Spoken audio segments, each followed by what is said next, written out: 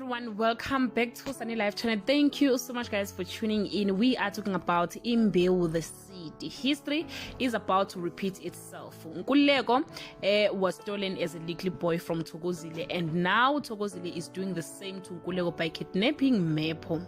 It's get to a point where Thokozile feels lonely, but I'm asking myself, where is the rest of her family? She feels unwelcome and rejected by everyone. That is the only reason she decided to steal Mepho with no intention to harm him, but trying to help Nkulu in her own twisted way. This whole situation will be very difficult for Nkululeko, as he and Fikile knows that Thokozile is the one who took Mepho. The big question, how are they going to tell the Imbewu family and the police that the suspect kidnapper is the woman who faked her own death with Nkuleko's help? If the secret can come out, Thokozile will be a free woman.